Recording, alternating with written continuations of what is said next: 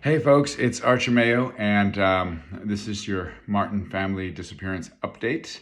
So today is like almost the end of August, and I have not done any videos basically since the March, late March, when that was all dying down. And the reason I haven't is I thought about it a lot, and there's been so much to tell you, and this is going to be a little bit longer video because of that. Is that it didn't feel right to do updates in the middle of this process. You know, what I found when I went back down there was interesting, and it took a lot of engineering and a lot of recalibrating, and my head was down all this time, and finally the Argonian article came out this morning in the paper. It was out last Friday on the website. So lots has happened. I will catch you up on it. First, thank you so much. If you were somebody who donated to the GoFundMe to help me pay for all of the supplies, all of the safety gear, all of the help that I've had with assistance, I really appreciate it. I could not have done this by myself. I mean, I could have, but I didn't need to, and it feels so good to get the help of other people. So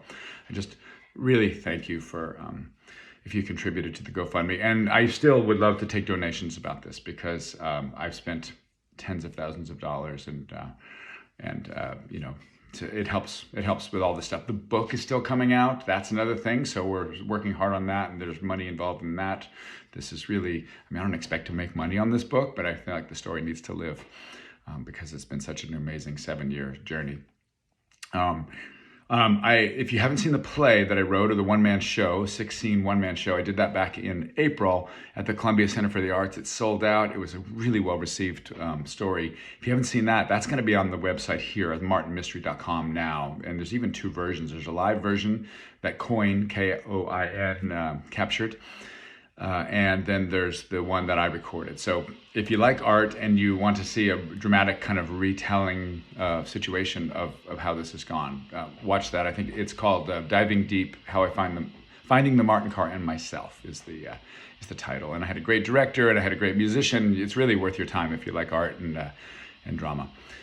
Okay, wow, so much. So what happened to the car, right? So when they pulled the frame off of the car, and I'd like to make a model, because, you know, I'm a big model maker of this, but it's so distorted. So the car was upside down, and the car was 10 feet deep in the soil, 50 feet under the river, right? So if this is the car, and the wheels are up, right? And so they pulled the frame off of the car, and the frame is attached. If there's wheels here, the frame is attached multiple places to the frame. And when they pulled it off, it looks like the frame first came up on the front of the car and then the back of the car. And it really deformed the back of the car, kind of peeling it up, but then the suction of the water pulled the car back in like that. So it left this hole right here above the surface of the water. Now most of the car, like the windshield, all the windows, they're upside down. They're under here, under the ground. But it went like this, the back of the car, this is the tailgate. I actually turned the tailgate inward, and I was able to swim in here and start excavating. So I am going through, I can barely fit through with my scuba stuff. It's jagged metal, so I had to create a saw to cut some of the jagged metal off so I could make myself barely fit into there. So I'm 55 feet under the water, 60 feet under the water, and I'm in an enclosed space, turning a corner, and then trying to figure out what is new material that when the car was ruptured like that, a lot of new material went in. New material meaning material that was from the hillside above the car that I created when I dug down to the car, right? So there's a big hillside. Underwater, things move very easily. The angle of repose is you know, like this, and then anytime you disturb this, all the stuff will come down until it finds its new angle of repose. Okay.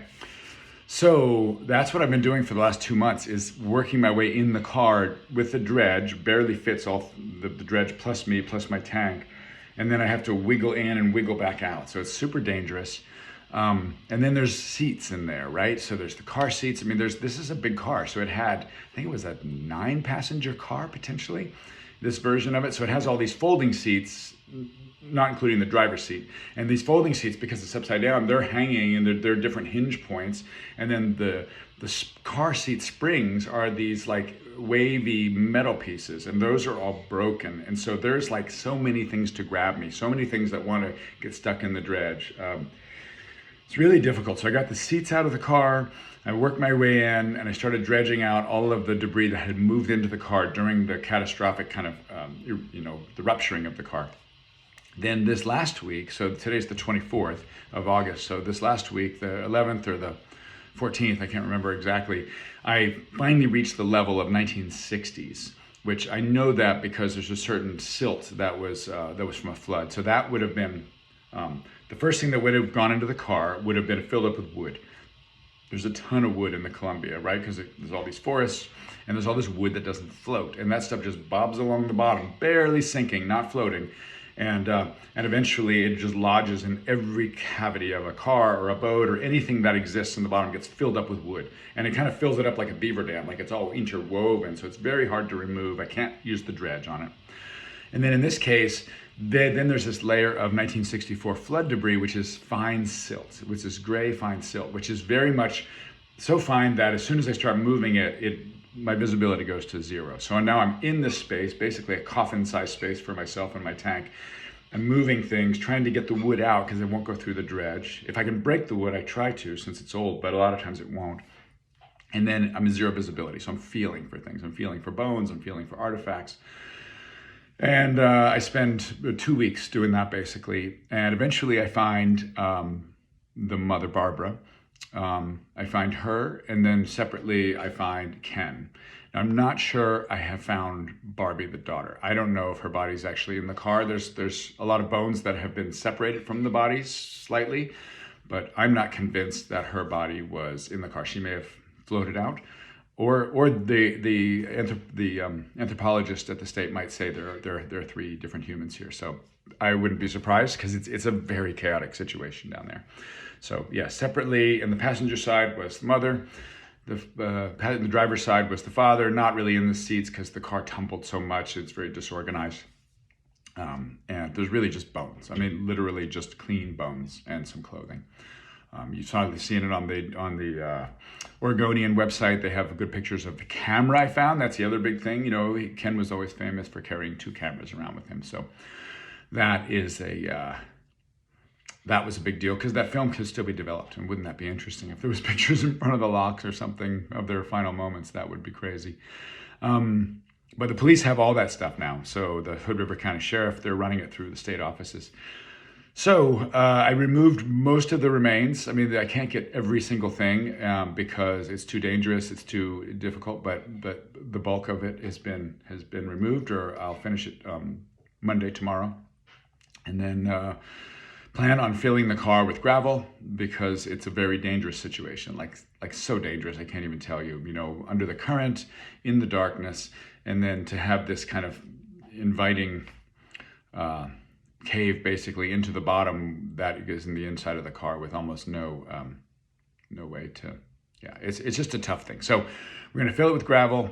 I'm going to turn my dredge around and do that. And if anybody ever properly wants to excavate the car in the future, they have the proper equipment, it will be easy to do because the gravel I will use was not from that part of the pit, so it'll be pretty obvious. So, you know, I want to, you know, if people 100 years from now are interested in this again, I don't want to damage it for sure. Anyway, what else? Gosh, so yeah, I got one more dive basically, and I have a lot of equipment that has to come out of the dredge, and then the book. So I'm writing it with Ian Costello. He's a journalist who worked on the Martin case actually even before I knew about the Martin case, or about the same time. And I think the book's going to be great. And so that's hopefully it's going to be a pretty comprehensive look at both the family and then my experience of finding them and bringing them back. So. Yeah, everybody keeps asking me like, well, how does this feel? I honestly, it's been such a big deal in my life. It's hard to imagine this done. And tomorrow will be kind of the last day, I think, unless something big happens and, you know, it pushes us back, either through finding something, you know, I'll do a little bit of dredging tomorrow, but mostly then closing it up. So yeah, it's a big deal. It's been a big deal. I so much appreciate the love and outreach and all the comments on these videos, and just such the nice words and appreciation. So it's been an honor to do this. I feel like it's been worthwhile, and yeah, I so appreciate all the support, both financially and spiritually. All right, so I hope to give you another report. I mean, I'm sure there'll be a police report at some point from the anthropologist once they analyze all the you know, the bones and maybe do DNA testing.